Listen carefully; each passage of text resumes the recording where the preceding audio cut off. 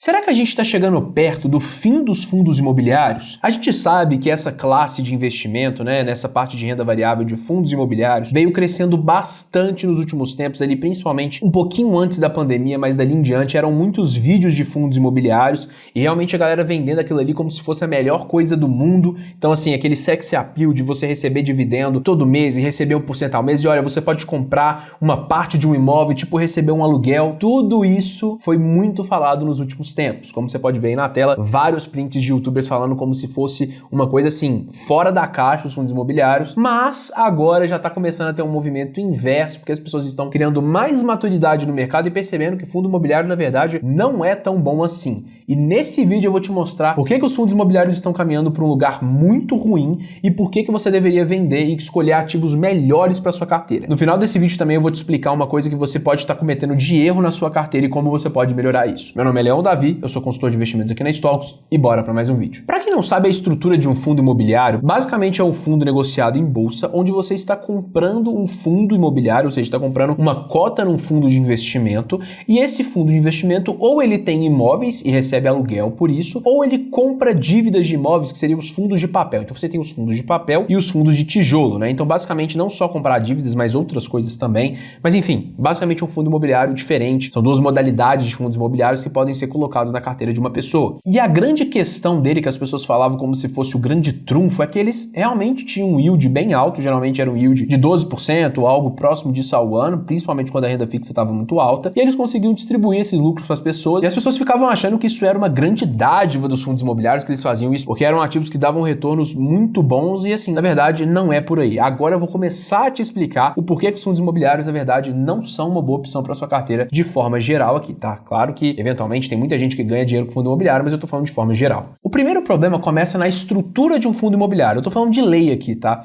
Existe uma lei, a Lei 9.779, de 19 de janeiro de 1999, e o artigo 10 fala o seguinte, parágrafo único, o fundo deverá distribuir a seus cotistas, no mínimo, 95% dos lucros auferidos. E o que isso significa? Significa que você só ganha esse tanto de lucro porque é obrigação deles distribuir esse tanto. Não é que nenhuma ação que eles podem definir o quanto de lucro que eles vão dividir. Então, assim, basicamente o fundo imobiliário ele não tem dinheiro para comprar novos imóveis. Então, basicamente, com essa estrutura, para que o fundo consiga crescer e ter mais imóveis dentro do fundo, ele precisa emitir novas cotas. Inclusive, eu sei que é um pouco complexo, mas eu vou te explicar. Você que tem fundo imobiliário, você provavelmente recebeu algum e-mail ou recebeu alguma notificação no seu app da sua corretora falando assim, direito de subscrição. Basicamente, o direito de subscrição te dá o direito de comprar novas cotas quando acontecer essa nova emissão. Só que se você não comprar, acontece que você é diluído. Ou seja, eles te dão o direito de comprar novas cotas. Se você não quiser comprar, se você tem, por exemplo, 1% de participação naquele fundo, como eles estão emitindo novas cotas, agora você vai ter, sei lá, 0,5%. Então, assim, é uma coisa que pode acontecer de você ser diluído se você não comprar naquela emissão. Então, cria-se não uma obrigatoriedade, mas uma tendência a você ter que comprar mais participação naquele fundo imobiliário, que é uma coisa muito ruim para você. E só um detalhe aqui, quando você compra um fundo imobiliário na bolsa, você está comprando esse fundo de alguma pessoa, essa cota, você está comprando de alguma pessoa. Quando você compra numa situação de subscrição, você está literalmente dando dinheiro para o fundo. E o fundo ele tem toda uma estrutura, ele tem que fazer intermediadora para fazer essas novas emissões, e isso pode, inclusive, consequentemente, até afetar o desempenho do investidor. Agora, saindo dessa estrutura do fundo imobiliário, mostrando por que ele é prejudicial, eu vou te mostrar aqui também, estou colocando aí na tela, uma comparação do IFIX, que basicamente o IFIX ele é um índice que mede uma generalidade ali dos fundos imobiliários, contra alguns benchmarks que a gente tem. Então vamos lá. Como você pode ver aí de rosa, esse é o IFIX. E esse IFIX é considerando que já tem um reinvestimento. Se a gente compara ele com o Ibovespa, a gente pode ver que ele está bem abaixo do Ibovespa. Se a gente compara ele com ativos ainda melhores, que é um exemplo de ativo que a gente usa aqui na Stocks, que é o DIVA, é um ETF que a gente usa na carteira dos clientes, você pode ver que ele perde de lavada. E tem mais um problema. Muitas pessoas entram aqui e a gente realmente aborda, vamos vender os fundos imobiliários. Mas como está impregnado na cabeça da pessoa que fundos imobiliários são muito bons, pelo tanto de conteúdo que ela consumiu ao longo do tempo falando sobre isso, ela fala, tá, então pelo menos na aposentadoria eu posso usar para receber ali um dinheiro todo mês, garantido, sem imposto de renda, que é outra coisa que a gente vai falar também sobre isso. A gente pode usar? Pode, só que tem um detalhe. Aí na direita você pode ver um gráfico que basicamente compara o IDIV, que é um índice de ações que pagam dividendos aqui no Brasil, contra o IFIX sem o reinvestimento. E aí você pode ver que por mais que o IDIV esteja relativamente lateralizado, ele tá melhor do que o ponto de partida inicial, mas depois ele ficou bem lateralizado, quando você tem um IFIX e você não reinveste, você está literalmente jogando dinheiro fora, você está perdendo dinheiro ao longo do tempo, fora a desvalorização da inflação. Então assim, você está perdendo dinheiro em duas vias, então a inflação está comendo o seu dinheiro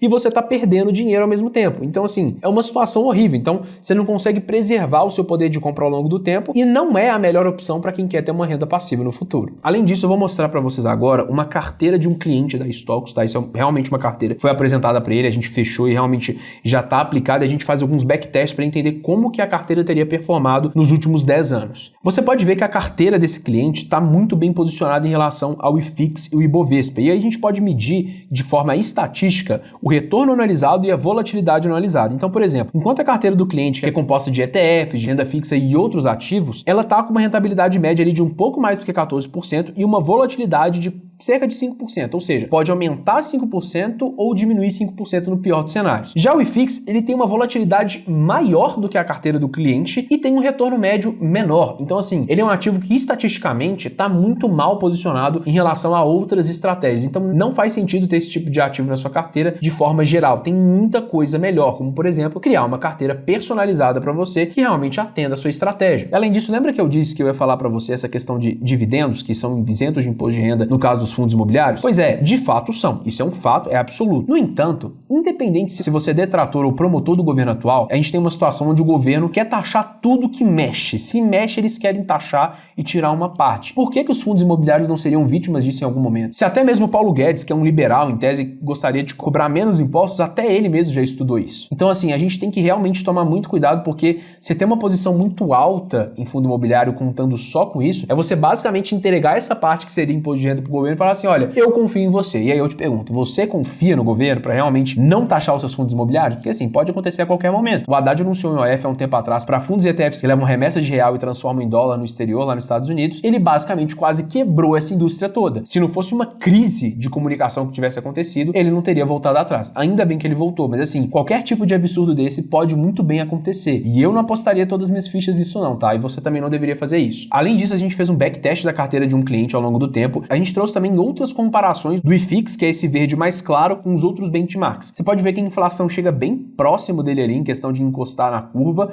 e ele perde para os principais benchmarks, que é o CDI e o Ibovespa, e assim, para carteira eu não vou nem comentar, ou seja, uma carteira sem fundo imobiliário, sem ficar com essa firula de ficar recebendo dividendo todo mês, porque é muito bom, e aí tem que ficar realocando e comprando novas cotas, e aí, tática do dinheiro infinito, você fica comprando novas cotas, e assim, isso não faz o menor sentido. Você não precisa ficar fazendo essa firula toda para ter uma carteira vencedora ao longo do tempo. Você não precisa ter uma carteira super complexa, ficar escolhendo os melhores fundos, as melhores ações, e isso aqui é a prova, porque esse backtest basicamente é o seguinte, a gente pega a carteira que a gente montou para o cliente e simula ela nos últimos 10 anos. Então não é uma projeção, é uma simulação histórica, é um teste. E a gente vê que a carteira dele teria superado os principais índices do Brasil com muita facilidade. Então assim, é realmente uma coisa que você tem que estudar, porque realmente você pode estar gastando uma energia muito grande estudando fundo imobiliário, estudando ações, fazendo stock picking e tentando fazer market time, sendo que você poderia estar ganhando dinheiro de uma forma muito mais simples. Inclusive, se você quiser uma montagem de uma carteira personalizada para você e blindada a diferentes tipos de cenário, é só clicar aqui no link da descrição que eu ou alguém da minha equipe vai te chamar para a gente realmente ter esse contato mais próximo, entender a sua situação financeira